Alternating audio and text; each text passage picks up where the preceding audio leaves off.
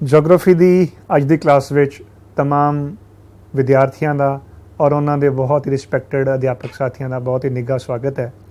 ਪਿਆਰੇ ਬੱਚੋ, ਮੈਂ ਤਜਿੰਦਰ ਸਿੰਘ ਇੱਕ ਵਾਰ ਫਿਰ ਹਾਜ਼ਰ ਹਾਂ ਤੁਹਾਡੇ ਰੂਬਰੂ। ਤੁਹਾਡਾ ਟੌਪਿਕ ਐਗਰੀਕਲਚਰ ਜੀਓਗ੍ਰਾਫੀ ਦਾ ਲੈਂਡ ਯੂਜ਼ ਨੂੰ ਲੈ ਕੇ। ਅੱਜ ਦੀ ਇਸ ਕਲਾਸ ਦੇ ਵਿੱਚ ਆਪਾਂ ਗੱਲ ਕਰਾਂਗੇ ਕਿ ਜਿਹੜੀ ਭੂਮੀ ਹੈ ਜਾਂ ਜ਼ਮੀਨ ਜੋ ਹੈ ਉਹਦੀ ਕਿਸ ਤਰ੍ਹਾਂ ਦੇ ਨਾਲ ਵਰਤੋਂ ਅਸੀਂ ਕਰਦੇ ਹਾਂ, ਕਿਸ ਤਰ੍ਹਾਂ ਕੀਤੀ ਜਾਂਦੀ ਹੈ, ਉਹਦੇ 'ਚ ਕਿਹੜੇ ਟੌਪਿਕਸ ਜਿਹੜੇ ਤੁਹਾਡੇ ਸਿਲੇਬਸ ਦੇ ਹਿਸਾਬ ਨਾਲ ਬਣਦੇ ਆ, ਜਾਂ ਫਿਰ ਉਹਨਾਂ ਨਾਲ ਐਡੀਸ਼ਨਲ ਜਾਣਕਾਰੀ ਮੈਂ ਤੁਹਾਨੂੰ ਕਿੰਨੀ ਕੁ ਦੇ ਸਕਦਾ ਹਾਂ ਔਰ ਉਹਦੇ ਉੱਪਰ ਆਧਾਰਿਤ ਕਿੰਨੇ ਕੁ ਜਿਹੜੇ ਪ੍ਰਸ਼ਨ ਆਉਣਗੇ, ਕਿਹੋ ਜਿਹੇ ਪ੍ਰਸ਼ਨ ਆਉਣਗੇ, ਉਹ ਆਪਾਂ ਫਿਰ ਡਿਸਕਸ ਕਰਾਂਗੇ। ਚਲੋ ਆਓ ਸ਼ੁਰੂ ਕਰਦੇ ਹਾਂ ਅੱਜ ਦੀ ਕਲਾਸ ਦੇ ਵਿੱਚ ਟੌਪਿਕ। ਸਭ ਤੋਂ ਪਹਿਲਾਂ ਜਿਹੜੀ ਜ਼ਮੀਨ ਹੈ, ਲੈਂਡ ਹੈ, ਉਹ ਲਿਮਿਟਿਡ ਹੈ। ਜਦੋਂ ਬੁੱਧ ਦਾ ਜ਼ਮਾਨਾ ਸੀ ਤਾਂ ਸਾਡੇ ਪੂਰੇ ਮੁਲਕ ਦੀ ਜਿਹੜੀ ਪਾਪੂਲੇਸ਼ਨ ਹੈ ਜਾਂ ਵਸੋਂ ਹੈ ਉਹ 20 ਕਰੋੜ ਦੇ ਆਸ-ਪਾਸ ਸੀ। ਇਸ ਵਕਤ ਜੋ ਪ੍ਰੋਜੈਕਟਡ ਪਾਪੂਲੇਸ਼ਨ ਹੈ, ਕਿਉਂਕਿ 2022 ਆ ਗਿਆ, 2021 ਦਾ ਡਾਟਾ ਜਿਹੜਾ ਉਹ ਸਾਡੇ ਕੋਲ ਅਜੇ ਨਹੀਂ ਆਇਆ, ਪਰ ਜੋ ਇੱਕ ਅੰਦਾਜ਼ਾ ਅਸੀਂ ਲਗਾਉਂਦੇ ਹਾਂ ਕਿ ਸਾਡੀ ਜਿਹੜੀ ਮੁਲਕ ਦੀ ਵਸੋਂ ਹੈ ਉਹ 140 ਕਰੋੜ ਦੇ ਆਸ-ਪਾਸ ਜਿਹੜੀ ਉਹ ਹੋ ਚੁੱਕੀ ਹੈ। ਹਾਲਾਂਕਿ ਗਰੋਥ ਰੇਟ ਘਟੀ ਹੈ, 2001 ਵਿੱਚ ਵੀ ਥੱਲੇ ਆਈ, 2011 ਵਿੱਚ ਔਰ 2021 ਦੇ ਵਿੱਚ ਵੀ ਜਿਹੜੀ ਗਰੋਥ ਰੇਟ ਹੈ, ਵਸੋਂ ਦੇ ਵਾਧੇ ਦੀ ਦਰ ਹੈ, ਉਹ ਘਟੀ ਹੈ। ਪਰ ਫਿਰ ਵੀ ਸਾਡੀ ਜਿਹੜੀ ਕੁੱਲ ਵਸੋਂ ਹੈ ਉਹ 1 ਅਰਬ ਔਰ 40 ਕਰੋੜ ਦੇ ਆਸ-ਪਾਸ ਜਿਹੜੀ ਉਹ ਪਹੁੰਚ ਚੁੱਕੀ ਹੈ। ਪਰ ਜ਼ਮੀਨ ਸਾਡੀ ਓਨੀ ਦੀ ਓਨੀ ਆ। ਅਸਲ ਦੇ ਵਿੱਚ ਸਾਡੀ ਜ਼ਮੀਨ ਹੋਰ ਘੱਟ ਗਈ, ਕਿਉਂਕਿ ਜਦੋਂ ਮੁਲਕ ਆਜ਼ਾਦ ਹੋਇਆ 1947 ਦੇ ਵਿੱਚ 15 ਅਗਸਤ ਨੂੰ, ਥੋੜ੍ਹੇ ਦਿਨਾਂ ਤੱਕ ਆਪਾਂ ਯੌਮੇ ਆਜ਼ਾਦੀ ਦਾ ਦਿਨ ਮਨਾ ਰਹੇ ਹਾਂ, ਆਜ਼ਾਦੀ ਦਿਵਸ, ਸੁਤੰਤਰਤਾ ਦਿਵਸ ਜਾਂ ਇੰਡੀਪੈਂਡੈਂਸ ਡੇ, ਤਾਂ ਸਾਡਾ ਮੁਲਕ ਜਿਹੜਾ ਆ ਉਹ ਦੋ ਹਿੱਸਿਆਂ 'ਚ ਤਕਸੀਮ ਹੋ ਗਿਆ। ਇੱਕ ਪਾਸੇ ਬਣ ਗਿਆ ਤੁਹਾਡਾ ਪੱਛਮੀ ਪਾਕਿਸਤਾਨ ਔਰ ਦੂਸਰੇ ਪਾਸੇ ਪੂਰਬੀ ਪਾਕਿਸਤਾਨ, ਮਗਰਬੀ ਔਰ ਮਸ਼ਰਕੀ ਪਾਕਿਸਤਾਨ। 2021 ਦੇ ਵਿੱਚ ਹੁਣ ਜਿਹੜਾ ਅਸੀਂ 2022 ਦੇ ਵਿੱਚ 75ਵਾਂ ਆਜ਼ਾਦੀ ਦਾ ਅੰਮ੍ਰਿਤ ਮਹਾਉਤਸਵ ਮਨਾ ਰਹੇ ਹਾਂ। ਇਹਦੇ ਵਿੱਚ ਅਸੀਂ ਦੇਸ਼ ਦੀ ਆਜ਼ਾਦੀ ਦੇ 75 ਵਰ੍ਹੇ ਪੂਰੇ ਕਰ ਲਏ ਹਨ। ਔਰ 1947 ਵਿੱਚ ਸਾਡੇ ਮੁਲਕ ਦੀ ਜ਼ਮੀਨ ਹੋਰ ਘੱਟ ਗਈ ਸੀ। ਇੱਕ ਪਾਸੇ ਜਿਸ ਤਰ੍ਹਾਂ ਮੈਂ ਦੱਸਿਆ ਕਿ ਪੂਰਬੀ ਪਾਕਿਸਤਾਨ ਬਣ ਗਿਆ, ਜਿਹੜਾ ਕਿ ਹੁਣ ਬੰਗਲਾਦੇਸ਼ ਹੈ, 1971 ਵਿੱਚ ਬਣਿਆ। ਦੂਸਰੇ ਪਾਸੇ ਪੱਛਮੀ ਪਾਕਿਸਤਾਨ ਬਣ ਗਿਆ। ਸੋ ਲੈਂਡ ਹੋਰ ਘੱਟ ਗਈ, ਜਦ ਕਿ ਸਾਡੀ ਵਸੋਂ ਜਿਹੜੀ ਹੈ ਉਹ ਉਸ ਅਨੁਪਾਤ ਨਾਲ ਕਿੰਨੀ ਬੇਤਹਾਸ਼ਾ ਵਧੀ ਹੈ। ਸੋ ਉਸ ਲਿਮਿਟਿਡ ਜ਼ਮੀਨ ਦਾ ਅਸੀਂ ਕਿੱਦਾਂ ਵਰਤੋਂ ਕਰਦੇ ਹਾਂ, ਉਹਦੇ ਕਈ ਫੈਕਟਰ ਹਨ, ਫਿਜ਼ੀਕਲ ਤੇ ਹਿਊਮਨ, ਜਿਹੜੇ ਭੂਮੀ ਦੀ ਵਰਤੋਂ ਨੂੰ ਪ੍ਰਭਾਵਿਤ ਕਰਦੇ ਹਨ। ਉਹ ਕਿਹੜੇ ਕਾਰਕ ਹਨ, ਆਓ ਆਪਾਂ ਡਿਸਕਸ ਕਰਦੇ ਹਾਂ। ਸਭ ਤੋਂ ਪਹਿਲਾਂ ਫਿਜ਼ੀਕਲ ਫੈਕਟਰ ਕਿਹੜੇ ਆ। ਭਾਰਤ ਦੇ ਵਿੱਚ ਜਿਹੜੀ ਟੋਟਲ ਜੀਓਗ੍ਰਾਫੀਕਲ ਏਰੀਆ ਉਹ 3.28 ਮਿਲੀਅਨ ਹੈਕਟੇਅਰ ਹੈ। ਇਹ ਫਿਗਰ ਚਾਹੇ ਰੱਟਾ ਮਾਰ ਲਓ, ਯਾਦ ਕਰ ਲਓ। ਟੋਟਲ ਰਕਬਾ ਜਿਹੜਾ ਸਾਡਾ ਭੂਗੋਲਿਕ ਖੇਤਰਫਲ ਹੈ ਭਾਰਤ ਦਾ, ਉਹ 3.28 ਮਿਲੀਅਨ ਹੈਕਟੇਅਰ ਹੈ। ਔਰ ਇਸ ਵਿੱਚੋਂ ਸਿਰਫ 93% ਉਹ ਇਲਾਕਾ ਹੈ ਜਿਹਦੇ ਬਾਰੇ ਸਾਡੇ ਕੋਲ ਐਗਜ਼ੈਕਟ ਡਾਟਾ ਮੌਜੂਦ ਹੈ, ਜਿਹਦੇ ਬਾਰੇ ਅਸੀਂ ਲੈਂਡ ਯੂਜ਼ ਦਾ ਡਾਟਾ ਜਿਹੜਾ ਉਹ ਦੇ ਸਕਦੇ ਹਾਂ, ਕਿਤਾਬਾਂ 'ਚ ਦਿੱਤਾ ਹੋਇਆ ਜਾਂ ਜਿਹੜਾ ਸਰਵੇਅਰ ਜਨਰਲ ਆਫ ਇੰਡੀਆ ਉਹਨਾਂ ਕੋਲ ਹੈ। ਹੁਣ ਤੁਹਾਡੇ ਦਿਮਾਗ 'ਚ ਸਵਾਲ ਪੈਦਾ ਹੋਏਗਾ ਕਿ 7% ਜਿਹੜਾ ਏਰੀਆ ਆ ਉਹਦਾ ਡਾਟਾ ਸਾਡੇ ਕੋਲ ਕਿਉਂ ਨਹੀਂ ਹੈ। ਇਹ 7% ਖੇਤਰਫਲ ਉਹ ਖੇਤਰਫਲ ਹੈ ਜਿਹੜਾ ਜਾਂ ਤੇ ਪਾਕਿਸਤਾਨ ਦੇ ਗੈਰ ਕਾਨੂੰਨੀ ਕਬਜ਼ੇ ਹੇਠ ਹੈ, ਪਾਕਿਸਤਾਨ ਆਕਿਊਪਾਈਡ ਕਸ਼ਮੀਰ, ਜਿਸ ਦੀ ਰਾਜਧਾਨੀ ਮੁਜ਼ੱਫਰਾਬਾਦ ਹੈ, ਔਰ ਦੂਸਰਾ ਹੈ ਅਕਸਾਈ ਚਿਨ, ਜਿਹੜਾ ਚੀਨ ਦੇ ਗੈਰ ਕਾਨੂੰਨੀ ਕਬਜ਼ੇ ਹੇਠਾਂ ਇਲਾਕਾ ਹੈ। ਸਾਡਾ ਸਕਸ਼ਮ ਘਾਟੀ ਹੈ, ਸਾਡਾ ਇਲਾਕਾ ਚੀਨ ਦੇ ਗੈਰ ਕਾਨੂੰਨੀ ਕਬਜ਼ੇ 'ਚ ਹੈ। ਦੂਸਰੇ ਪਾਸੇ ਜਿਹੜੀਆਂ ਉੱਤਰ ਪੂਰਬੀ ਸੂਬੇ ਆ ਸਾਡੇ, ਖਾਸ ਕਰਕੇ ਅਸਮ ਨੂੰ ਛੱਡ ਕੇ ਬਾਕੀ ਅਰੁਣਾਚਲ ਪ੍ਰਦੇਸ਼, ਮਣੀਪੁਰ, ਮਿਜ਼ੋਰਮ, ਤ੍ਰਿਪੁਰਾ, ਇਹਨਾਂ ਸੂਬਿਆਂ ਦਾ ਐਗਜ਼ੈਕਟ ਜਿਹੜਾ ਸਾਡੇ ਕੋਲ ਡਾਟਾ ਜਿਹੜਾ ਹੈ ਉਹ ਅਵੇਲੇਬਲ ਨਹੀਂ ਹੈ। ਕੁਛ ਹੱਦ ਤੱਕ ਅਵੇਲੇਬਲ ਹੈ, ਪਰ ਇਹ ਜਿੰਨੇ ਵੀ ਸੂਬੇ ਹਨ ਇਹਨਾਂ ਦੀ ਜਿਹੜੀ ਸੀਮਾ ਹੈ, ਸਰਹੱਦ ਹੈ, ਉਹ ਬੰਗਲਾਦੇਸ਼ ਨਾਲ, ਮਿਆਂਮਾਰ ਦੇ ਨਾਲ ਲੱਗਦੀ ਹੈ। ਸੋ ਸਾਡੇ ਕੋਲ ਐਗਜ਼ੈਕਟ ਡਾਟਾ ਇਹਨਾਂ ਸੂਬਿਆਂ ਦਾ ਨਹੀਂ। ਇਸ ਕਰਕੇ 7% ਦਾ ਡਾਟਾ ਸਾਡੇ ਕੋਲ ਨਹੀਂ ਹੈ, 93% ਏਰੀਆ ਦਾ ਡਾਟਾ ਆ। ਸੋ ਇਹ ਜਿਹੜਾ ਲੈਂਡ ਯੂਜ਼ ਆ ਕਿੰਨਾ ਕਾਰਨਾਂ ਤੇ ਕਾਰਕਾਂ ਦੇ ਉੱਪਰ ਨਿਰਭਰ ਕਰਦਾ ਹੈ। ਉਹਦੇ ਵਿੱਚ ਹਨ ਸਭ ਤੋਂ ਪਹਿਲਾਂ ਤੇ ਧਰਾਤਲ, ਕਿ ਜਿਹੜੀ ਫਿਜ਼ੀਓਗ੍ਰਾਫੀ ਹੈ, ਜਿਹੜੀ ਲੈਂਡ ਫਾਰਮਸ ਹਨ ਉਹ ਕਿਸ ਤਰ੍ਹਾਂ ਦੇ ਹਨ। ਪਹਾੜੀ ਇਲਾਕਾ ਹੈ, ਉਹਦਾ ਜਿਹੜਾ ਵਰਤੋਂ ਹੈ ਕਿਸੇ ਹੋਰ ਤਰੀਕੇ ਨਾਲ ਹੋਏਗੀ। ਅਗਰ ਇਲਾਕਾ ਮੈਦਾਨੀ ਹੈ ਤਾਂ ਉਹਦੀ ਵਰਤੋਂ ਕਿਸੇ ਹੋਰ ਤਰੀਕੇ ਨਾਲ ਹੋਏਗੀ। ਹੁਣ ਪਹਾੜੀ ਇਲਾਕੇ ਦੇ ਵਿੱਚ ਜਿਹੜੀ ਖੇਤੀ ਕਰਨੀ ਉਹ ਸੌਖੀ ਨਹੀਂ ਹੈ। ਉੱਥੇ ਪੌੜੀ ਨੁਮਾ ਖੇਤ ਹੁੰਦੇ ਆ, ਸੀੜੀ ਨੁਮਾ ਖੇਤ ਜਿਹਨੂੰ ਅਸੀਂ ਕਹਿੰਦੇ ਹਾਂ ਹਿੰਦੀ ਦੇ ਵਿੱਚ, ਜਾਂ ਅੰਗਰੇਜ਼ੀ 'ਚ ਆਪਾਂ ਉਹਨੂੰ ਕੰਟੂਰ ਕਲਟੀਵੇਸ਼ਨ, ਸਟ੍ਰਿਪ ਫਾਰਮਿੰਗ ਵੀ ਕਹਿੰਦੇ ਹਾਂ। सो पौड़ीनुमा खेत होंगे, बड़ा औखा है खेती करना उत्ते, जबकि मैदानी इलाका है, पंजाब का इलाका है, हरियाणे का इलाका है, पश्चिमी यूपी का इलाका है, ये पूरा समतल इलाका, प्लेन एरिया, खेतीबाड़ी करनी आसान है। सो पहाड़ी इलाके का लैंड यूज़ डिफरेंट तरीके का होएगा और जिहड़ा मैदानी इलाके का लैंड यूज़ डिफरेंट तरीके ना होएगा। अगर कोई रेगिस्तानी इलाका है तो उत्थे जाहिर जी गल कि जिहड़ियां मिट्टियां आ वो उपजाऊ नहीं हैं, जरखेज़ नहीं हैं, तो उन्हां दी जिहड़ी वरतों आ वो नहीं की जा सकती खेतीबाड़ी की करके। दूसरा है जलवायु, क्लाइमेटिक फैक्टर बड़े इंपॉर्टेंट हैं। जलवायु किसी भी फसल की बिजाई, उसकी जर्मीनेशन, पॉलीनेशन, उसकी ग्रोथ, उसकी कटाई के उपर सब तो वड्डा असर पाती है। सो धरातल तो बाद जो दूसरा वड्डा एक कारक है लैंड यूज़ को प्रभावित करने वाला, वो जलवायु है। कि अगर जलवायु हॉस्टाइल है, बहुत ज़्यादा बारिश पै रही है, जिस तरह मासिनरम है असम के या चेरापूंजी है, दुनिया सब तो ज़्यादा बारिश रिसीव करने वाले खेतर, उत्थे वसों भी औखी है, सैटलमेंट घट होणगियां, खेतीबाड़ी करनी भी औखी है। बहुत ज़्यादा ठंड है, सर्दी है, बारिश बिल्कुल नहीं पै रही, जिस तरह ठंडा रेगिस्तान है, लद्दाख का इलाका है साडा, उत्थे भी खेतीबाड़ी संभव नहीं है। सो जिहड़ा ये इलाके हैं ये जरखेज़ नहीं हैं। सो जलवायु अगर बैटर होएगी, सही होएगी, तो वो जरखेज़ ज़मीनां होणगियां। फिर ढलान है, अगर ढलान तिखी है, स्टीप स्लोप है, तो उत्थे उहदा लैंड यूज़ जिहड़ा वक्रे तरीके नाल होएगा, उत्थे सड़क बनाउणी भी औखी होएगी, उत्थे फार्मिंग करनी भी औखी होएगी, उत्थे कोई घर बनाउणा, होटल बनाउणा भी औखा होएगा। और वैसे भी तिखी ढलाना के उपर अगर कोई खेतर भूचालग्रस्त है, साइजमिक जोन दे विच आउंदा है, तो उत्थे जिहड़ा है वो खतरनाक होएगा उस इलाके च सैटलमेंट बनाउणा या वसो बनाउणा। अगर ढलान मंद है तो उत्थे उसारी करना कंपैरेटिवली थोड़ा ज़्यादा आसान होएगा कि उत्थे सड़क बनाउणी या होटल बनाउणे या घर बनाउणे कंपैरेटिवली जिहड़े आ वो ज़्यादा आसान होणगे। फिर जंगलों हेठ रकबा कितना, हुण जिथे जंगल होणगे, एरिया अंडर फॉरेस्ट है, उस खेतर दे उपर भी असी कुछ नहीं कर सकते, खेतीबाड़ी संभव नहीं है उत्थे, क्योंकि जंगलों हेठ रकबा है, जंगल कट्टने वैसे भी गैर कानूनी हैं। उत्थे वसों दा भी जिहड़ा रहना है वो आसान नहीं हुंदा। जिहड़े कबायली लोग रहिंदे हैं जंगलों दे विच, साडे छत्तीसगढ़ और मध्य प्रदेश, झारखंड, उड़ीसा, इन्हां सूबियां दे विच ਉਹ उस इलाके दे रहन दे जिहड़े आदी हो चुके हैं, सदियां तो उन्हां इलाकिਆਂ 'ਚ रह रहे हैं। या अंडमान निकोबार जिस तरह असी सैनीटल द्वीप एक आइलैंड है, वो उन्हां बाशिंदियां दा आइलैंड है, टापू है, ਜਿਹੜੇ अज तक बाहरी दुनिया तो बिल्कुल भी ना काफे हैं, ना वाकिफ हैं। मतलब कहण दा कि अजे तक बाहरी दुनिया, आधुनिक दुनिया बारे उन्हां लोकां नूं कोई ज्ञान नहीं है। वो अजे भी हंटिंग करके, शिकार करके अपना गुजारा कर रहे हैं। जंगलों के जिहड़े फल फ्रूट, नारियल वगैरह वो खा के अपना गुजारा करते, खेती का ज्ञान नहीं है। अगर कोई बाहरली दुनिया का व्यक्ति सैनीटल टापू के लोगों के नाल संपर्क करने की कोशिश भी करता है तो वो उन्होंने मार देंगे। सो ये बड़े फैक्टर है कि तुसी सैटलमेंट जिहड़ियां वो लैंड यूज़ किस तरह करना है। वो टापू साडे भारत का ही हिस्सा है, अंडमान निकोबार द्वीप समूह का हिस्सा है, निकोबार आइलैंड के नेड़े है। फिर है रेगिस्तानी या बंजर इलाका, जिस तरह मैं दस्या। सो इस इलाके की वरतों नहीं की जा सकती, ना तो सैटलमेंट वास्ते, ना खेतीबाड़ी वास्ते। या कोई डिस्प्यूटेड खेत्रफल है, विवादग्रस्त खिता है, जिवें पाकिस्तान के कब्जे वाला कश्मीर, मैं हुणे दस्या है कि वो गैर कानूनी ढंग नाल 1948 दे विच पाकिस्तान ने अपने कब्जे के हेठा लै लिया सीगा, और अक्साई चीन का इलाका जिहड़ा है वो सीड कर दिता सी चाइना नूं पाकिस्तान ने। सक्षम घाटी भी इस तरह है।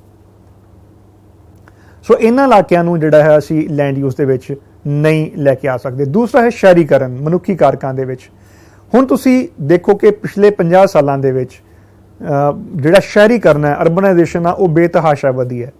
ਅੱਜ ਪਿੰਡਾਂ ਦੇ ਵਿੱਚ ਤੁਸੀਂ ਆਪਣੇ ਆਸ-ਪਾਸ ਅਗਰ ਝਾਤੀ ਮਾਰੋ ਤਾਂ ਤੁਸੀਂ ਦੇਖੋ ਕਿ ਹਰ ਆਮੋ ਖਾਸ ਇਨਸਾਨ ਜਿਹੜਾ ਹੈ ਉਹ ਪਿੰਡ ਵਿੱਚ ਰਹਿਣਾ ਪਸੰਦ ਨਹੀਂ ਕਰ ਰਿਹਾ।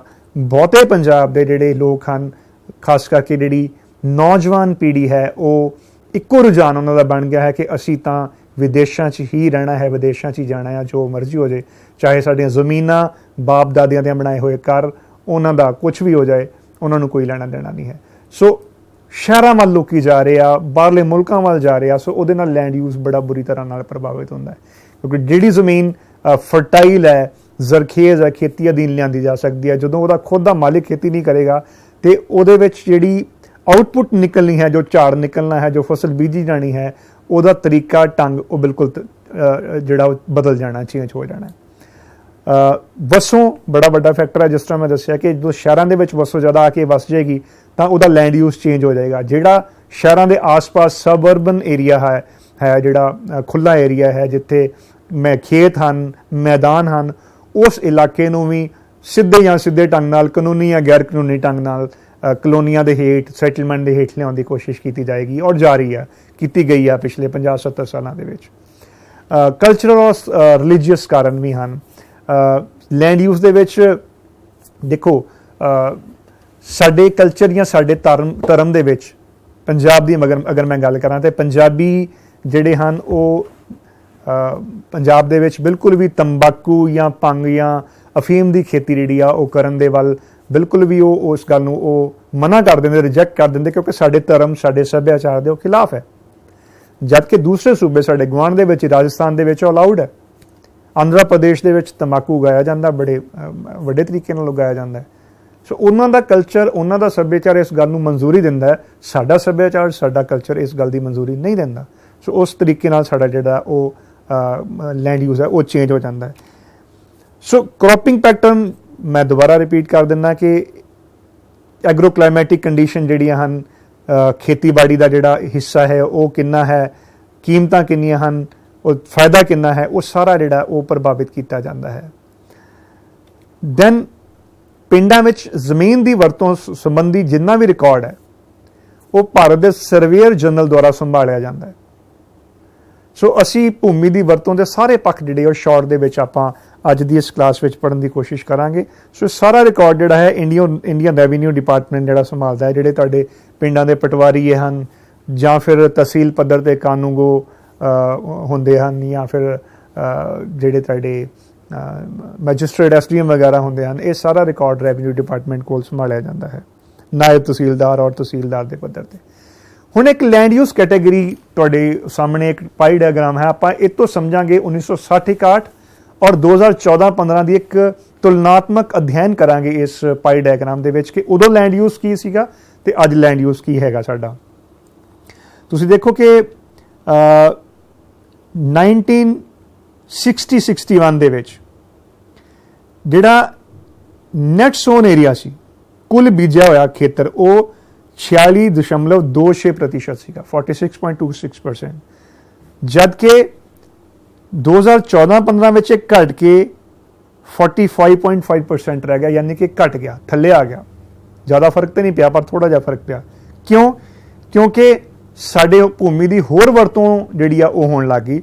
ਜਿਸ ਤਰ੍ਹਾਂ 1960-61 ਦੇ ਵਿੱਚ ਜੰਗਲਾਂ ਹੇਠ ਰਕਬਾ 18.11% ਸੀ, 18.11%, ਜਦਕਿ 2014-15 ਵਿੱਚ ਇਹ ਟੋਟਲ ਹੋ ਗਿਆ 23.3%। ਹੁਣ ਇੱਥੇ ਇੱਕ ਗੱਲ ਧਿਆਨ ਦਿਓ ਕਿ ਏਰੀਆ ਅੰਡਰ ਫੋਰੈਸਟ ਔਰ area under actual tree cover ਜਿਹੜਾ ਉਹ 'ਚ ਫਰਕ ਹੁੰਦਾ ਹੈ। ਏਰੀਆ ਅੰਡਰ ਫੋਰੈਸਟ ਉਹ ਏਰੀਆ ਵਾ ਜਿਹੜਾ ਕਿ ਜੰਗਲ ਉਗਾਉਣ ਵਾਸਤੇ ਸਰਕਾਰ ਨੇ ਨਿਰਧਾਰਿਤ ਕੀਤਾ, ਡੈਜ਼ਿਗਨੇਟ ਕੀਤਾ। ਇਹ ਜ਼ਰੂਰੀ ਨਹੀਂ ਕਿ ਉੱਥੇ ਜੰਗਲ ਹੋਣ, ਪਰ area under actual tree cover ਉਹ ਖੇਤਰ ਹੈ ਜਿੱਥੇ ਵਾਕਈ ਜਿਹੜੇ ਆ ਉਹ ਦਰਖਤ ਉੱਗੇ ਹੋਏ ਆ, ਜੰਗਲ ਉੱਗੇ ਹੋਏ ਆ। ਔਰ ਰਿਮੋਟ ਸੈਂਸਿੰਗ ਔਰ ਜਿਹੜਾ GIS ਟੈਕਨੋਲੋਜੀ ਹੈ, ਇਹਦੇ ਨਾਲ ਸਾਡੇ ਕੋਲ ਕਲੀਅਰ ਇੱਕ ਤਸਵੀਰ ਸਾਹਮਣੇ ਆ ਜਾਂਦੀ ਹੈ ਕਿ ਭਾਰਤ ਦੇ ਵਿੱਚ ਕਿੰਨਾ ਅਸਲ ਦੇ ਵਿੱਚ ਜੰਗਲਾਂ ਹੇਠ ਜਿਹੜਾ ਉਹ ਰਕਬਾ ਮੌਜੂਦ ਹੈਗਾ। ਸੋ ਉਸ ਤੋਂ ਬਾਅਦ ਤੁਸੀਂ ਦੇਖੋ ਕਿ ਜਿਹੜੀ ਬੈਰਨ ਲੈਂਡ ਹੈ, ਬੰਜਰ ਜ਼ਮੀਨ ਹੈ, ਅਨਕਲਚਰੇਬਲ ਵੇਸਟ ਲੈਂਡ ਹੈ, ਉਹਦੇ ਵਿੱਚ ਕਿੰਨੀ ਜ਼ਿਆਦਾ ਜ਼ਮੀਨ ਸੀ। 18.11% ਸਾਡੇ ਕੋਲ 1960-61 ਚ 5.5 ਰਹਿ ਗਈ। ਇਹਦੀ ਵਜ੍ਹਾ ਕਿ ਕਿਸਾਨ ਜਾਂ ਸਰਕਾਰ ਜਾਂ ਹਰ ਜਿਹੜਾ ਖੇਤੀ ਜਾਂ ਜ਼ਮੀਨ ਦੇ ਧੰਦੇ ਨਾਲ ਜੁੜਿਆ ਇਨਸਾਨ ਹੈ, ਉਸ ਜ਼ਮੀਨ ਦੇ ਇੱਕ ਇੰਚ, ਇੱਕ ਸੈਂਟੀਮੀਟਰ ਦੀ ਵਰਤੋਂ ਜਿਹੜੀ ਉਹ ਕਰਦਾ ਜਾਂ ਕਰਨੀ ਚਾਹੁੰਦਾ ਜਾਂ ਲੈ ਕੇ ਆਉਂਦਾ ਉਸ ਨੂੰ।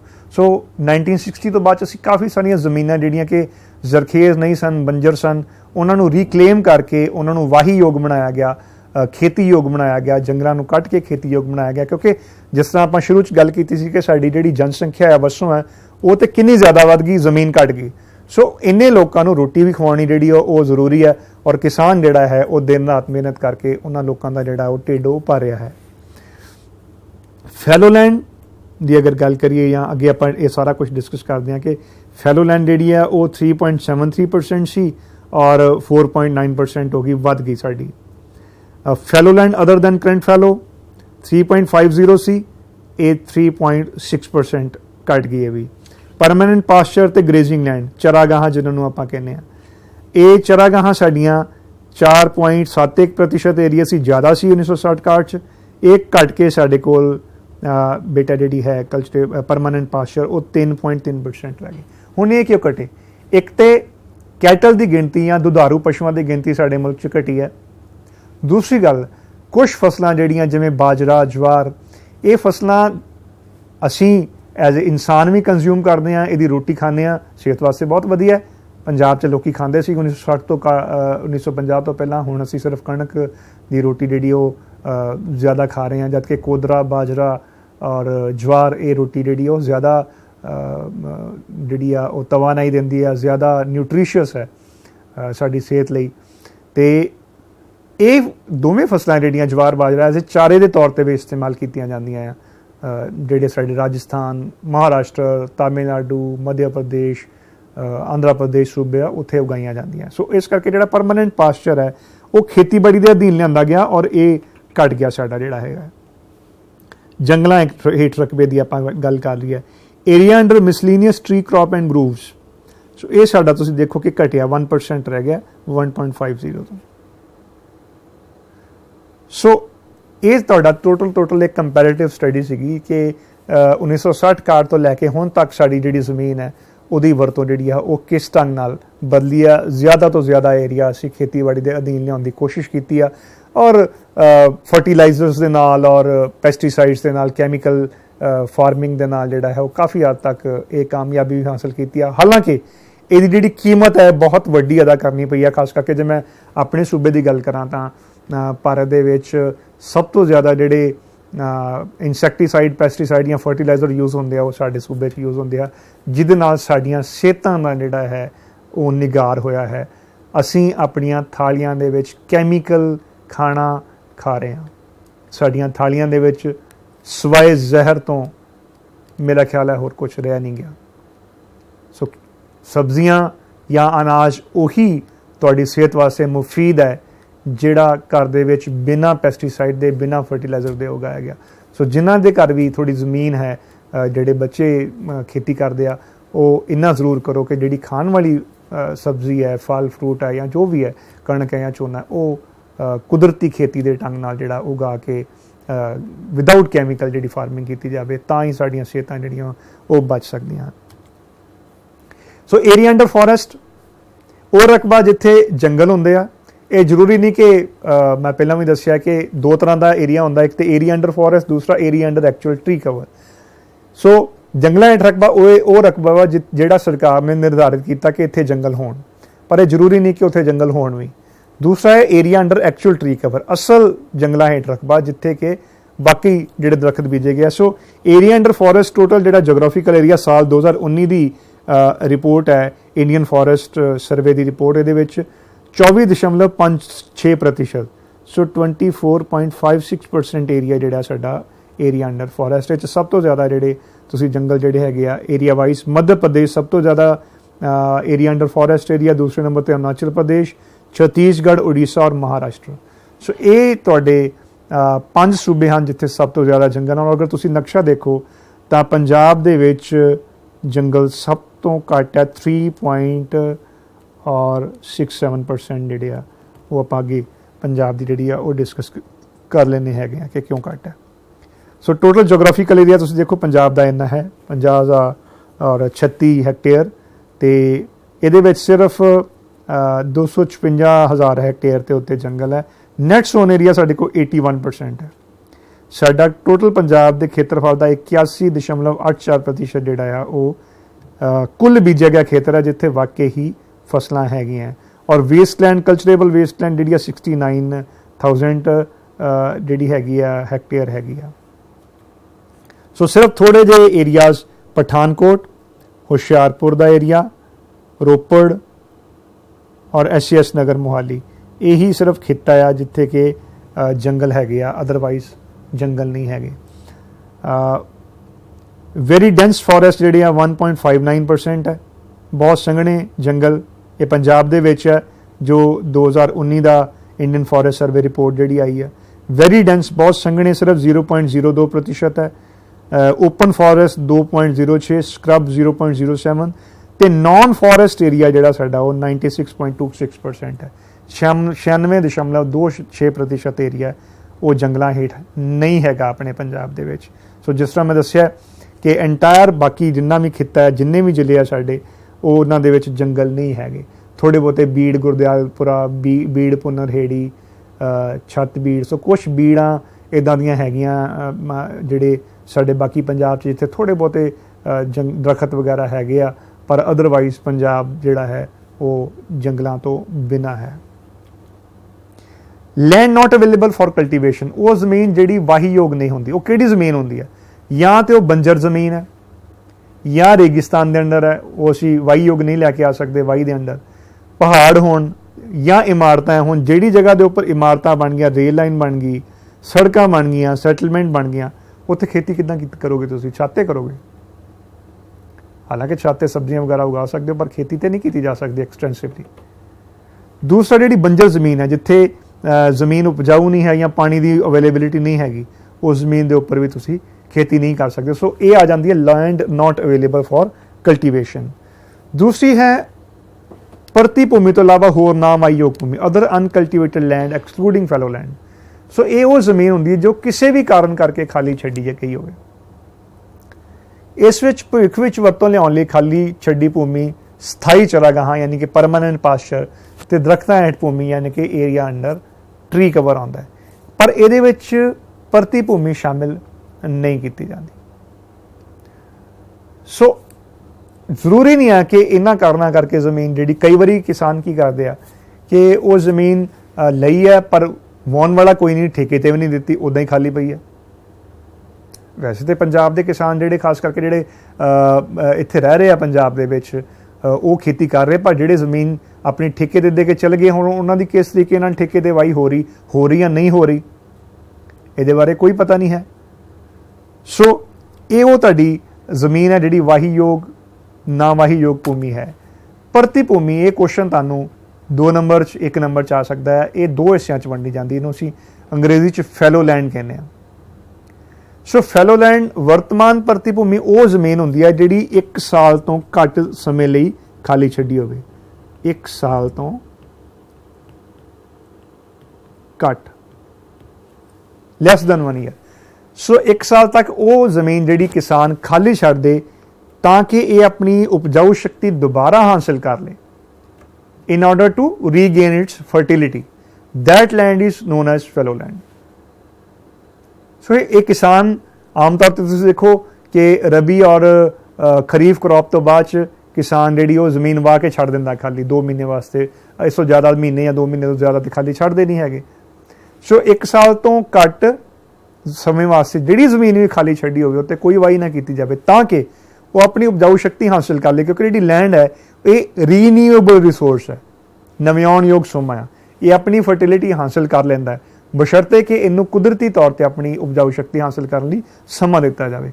ਸੋ ਉਹ ਜ਼ਮੀਨ ਜਿਹੜੀ ਹੈ ਉਹਨੂੰ ਅਸੀਂ ਫੈਲੋ ਲੈਂਡ ਕਹਿੰਦੇ ਹਾਂ। 2 ਤਰ੍ਹਾਂ ਦੀ ਹੈ, ਇੱਕ ਤੇ ਹੈ ਫੈਲੋ ਲੈਂਡ ਅਦਰ ਦੈਨ ਕਰੰਟ ਫੈਲੋ, ਜੋ 1 ਸਾਲ ਤੋਂ ਵੱਧ ਤੇ 5 ਸਾਲ ਤੋਂ ਜਿਹੜਾ ਹੈ 5 ਸਾਲ ਤੱਕ, 5 ਸਾਲ ਤੋਂ ਘੱਟ ਤੇ 1 ਸਾਲ ਤੋਂ ਜ਼ਿਆਦਾ, ਉਹਨੂੰ ਅਸੀਂ ਕਹਿੰਦੇ ਪੁਰਾਣੀ ਪਰਤੀ ਭੂਮੀ ਫੈਲੋ ਲੈਂਡ ਅਦਰ ਦੈਨ ਕਰੰਟ ਫੈਲੋ। ਮਕਸਦ ਉਹੀ ਹੈ ਤਾਂ ਕਿ ਉਹ ਜ਼ਮੀਨ ਆਪਣੀ ਜਿਹੜੀ ਉਪਜਾਊ ਸ਼ਕਤੀ ਹਾਸਲ ਕਰ ਲੇ। ਸੋ 1 ਤੋਂ 5 ਸਾਲ ਤੱਕ ਜਿਹੜੀ ਜ਼ਮੀਨ ਖਾਲੀ ਛੱਡੀ ਆ ਉਹ ਓਲਡ ਫੈਲੋ ਜਾਂ ਫੈਲੋ ਅਦਰ ਦੈਨ ਕਰੰਟ ਫੈਲੋ ਦੀ ਕੈਟਾਗਰੀ 'ਚ ਆਉਂਦੀ ਹੈ। ਨੈਟ ਸੋਨ ਏਰੀਆ ਉਹ ਖਿੱਤਾ ਜਿਹੜਾ ਕਿ ਵਾਕਈ ਫਸਲਾਂ ਹੇਠ ਆਉਂਦਾ ਹੈ, ਜਿੱਥੇ ਵਾਕਈ ਫਸਲਾਂ ਬੀਜੀਆਂ ਗਈਆਂ। ਸੋ ਤੁਸੀਂ ਜ਼ਰਾ ਇੱਕ ਕੰਪੈਰੀਟਿਵ ਨਕਸ਼ੇ ਤੇ ਧਿਆਨ ਮਾਰੋ ਜ਼ਰਾ। ਇਹ ਇੰਡੀਅਨ ਸਪੇਸ ਰਿਸਰਚ ਆਰਗੇਨਾਈਜੇਸ਼ਨ ਨੇ ਇਹ ਜਿਹੜਾ ਨਕਸ਼ਾ ਉਹਦੀ ਤਸਵੀਰ ਖਿੱਚੀ ਹੋਈ ਹੈ ਕਿ ਸਾਲ 2005-6 ਦੇ ਵਿੱਚ ਸਾਡਾ ਤੁਸੀਂ ਲਾਈਟ ਕਲਰ ਦੇਖੋਗੇ ਆਪਣੇ ਨਕਸ਼ੇ ਦੇ ਵਿੱਚ ਕਿ ਘੱਟ ਗ੍ਰੀਨ ਹੈ, ਪਰ 2020-21 ਦੇ ਵਿੱਚ ਤੁਸੀਂ ਦੇਖੋ ਕਿ ਕਿੰਨਾ ਜ਼ਿਆਦਾ ਅਸੀਂ ਏਰੀਆ ਜਿਹੜਾ ਫੈਲੋ ਲੈਂਡ ਸੀ ਜਾਂ ਜਿਹੜਾ ਉਹ ਜ਼ਮੀਨ ਜਿਹੜੀ ਕਿ ਅਸੀਂ ਨਹੀਂ ਲੈ ਕੇ ਆਉਂਦੇ ਸੀਗੇ ਖੇਤੀ ਦੇ ਅਧੀਨ, ਉਹ ਵੀ ਖੇਤੀ ਦੇ ਅਧੀਨ ਲਿਆ ਕੇ ਜ਼ਿਆਦਾ ਤੋਂ ਜ਼ਿਆਦਾ ਜਿਹੜੀ ਪ੍ਰੋਡਕਟਿਵਿਟੀ ਆ ਉਹ ਹਾਸਲ ਕਰਨ ਦੀ ਕੋਸ਼ਿਸ਼ ਕਰ ਰਹੇ ਹਾਂ।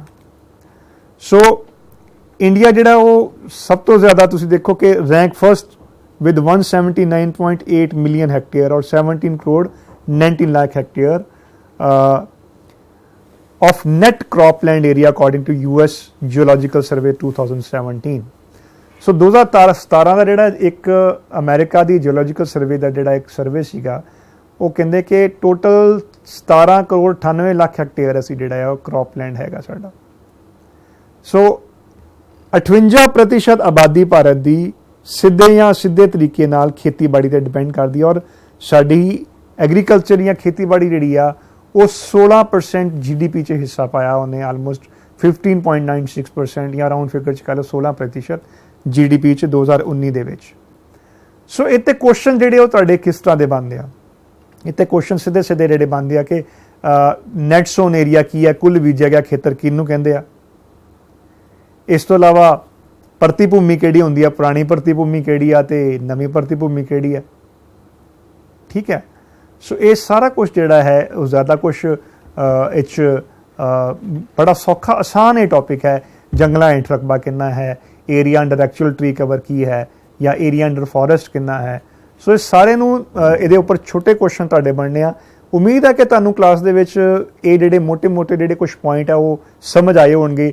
ਇਹ ਵੀ ਆਪਾਂ ਕੀਤਾ ਹੈ ਕਿ ਪਾਈ ਡਾਇਗਰਾਮ ਦੇ ਵਿੱਚ ਕਿ ਸਨ 1960-61 ਦੇ ਵਿੱਚ ਸਾਡੀ ਜਿਹੜੀ ਲੈਂਡ ਯੂਜ਼ ਹੈ ਉਹ ਕਿਸ ਤਰ੍ਹਾਂ ਅਸੀਂ ਕਰ ਰਹੇ ਸੀ, ਤੇ 2015-16 ਦਾ ਸਾਡੇ ਕੋਲ ਲਾਸਟ ਡਾਟਾ ਅਵੇਲੇਬਲ ਹੈ। ਉਸ ਤੋਂ ਬਾਅਦ ਸਾਡੇ ਕੋਲ ਨਵਾਂ ਡਾਟਾ ਨਹੀਂ ਆਇਆ ਕਿ ਹੁਣ ਸਾਡੀ ਜਿਹੜੀ ਲੈਂਡ ਯੂਜ਼ ਹੈ ਉਹ ਕਿਸ ਤਰ੍ਹਾਂ ਹੋ ਰਹੀ ਹੈ। ਸੋ ਇਹਦੇ ਨਾਲ ਸੰਬੰਧਿਤ ਕੋਈ ਵੀ ਤੁਹਾਡੀ ਕੁਐਰੀ ਹੋਵੇ, ਕੋਈ ਪ੍ਰਸ਼ਨ ਹੋਵੇ, ਤਾਂ ਤੁਸੀਂ ਮੇਰੇ ਫੋਨ ਨੰਬਰ 9463686611 ਦੇ ਉੱਤੇ SMS ਕਰ ਸਕਦੇ ਹੋ WhatsApp ਦੇ ਉੱਪਰ, ਜਾਂ ਮੈਨੂੰ ਈਮੇਲ ਕਰ ਸਕਦੇ ਹੋ tejinder.kpt@gmail.com ਤੇ। ਸੋ ਅੱਜ ਦੀ ਕਲਾਸ ਨੂੰ ਆਰਾਮ ਨਾਲ ਧਿਆਨ ਨਾਲ ਸੁਣਨ ਲਈ ਸਾਰੇ ਬੱਚਿਆਂ ਦਾ ਔਰ ਉਹਨਾਂ ਦੇ ਬਹੁਤ ਹੀ ਰਿਸਪੈਕਟਡ ਅਧਿਆਪਕ ਸਾਥੀਆਂ ਦਾ ਬਹੁਤ ਸ਼ੁਕਰੀਆ। ਮੈਂ ਸ਼ੁਕਰਗੁਜ਼ਾਰ ਹਾਂ ਉਹਨਾਂ ਦਾ। ਸੋ ਮਿਲਾਂਗੇ ਅਗਲੀ ਕਲਾਸ ਦੇ ਵਿੱਚ, ਤਦ ਤੱਕ ਲਈ ਇਜਾਜ਼ਤ ਦਿਓ। ਸਤਿ ਸ਼੍ਰੀ ਅਕਾਲ।